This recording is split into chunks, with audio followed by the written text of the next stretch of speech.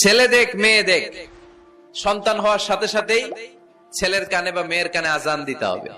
কে দিতে হবে? আজান দিতে হবে। দেন না আপনারা? দিবেন নাকি ইমাম সাহেব হুজুর আসবে তারপরে দিবে বসে থাকেন?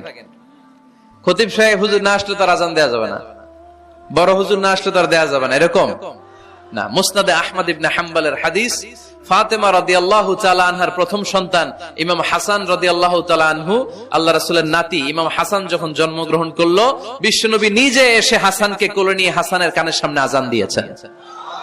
আযানা রাসূলুল্লাহি সাল্লাল্লাহু আলাইহি ওয়াসাল্লাম আলা উযুনাইল হাসান হিনামা ওয়ালাদাতহু ফাতিমাতু বিসসালাহ।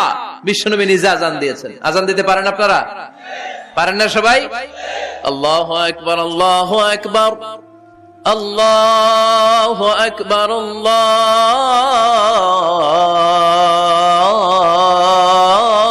আল্লাহু আকবার। পারেন না আজান দিতে? নিজের ছেলের কানের সামনে নিজে আজান দিবেন। যদি নানা হয়ে থাকেন, নানা নাতির কানের সামনে যে নানাই আজান দিবেন, চাচা যে ভাতিজার কানে আজান দিবেন। আজানের জন্য বসে থাকা লাগবে? আমরা প্রত্যেকে আজান পারি কি পারি না? তো কেন আজান দিব বাচ্চার কানে?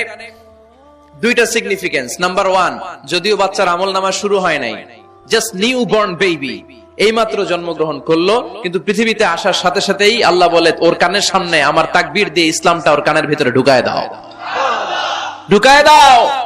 শুরু থেকেই তাকবীর দিয়ে ইসলামের পরিচয় ওর কানের সামনে দিয়ে দাও। This is the significance number one. Significance number two, এই পৃথিবীতে যখন কেউ আসে, শয়তান যে তার শত্রু এসে ইয়াতানু ফি জামবাই ইবনে আদম, বনি আদমের দুই পা ধরে দুইটা গুতা মারে, আর বাচ্চা ওয়া ওয়া করে কেঁদে ওঠে।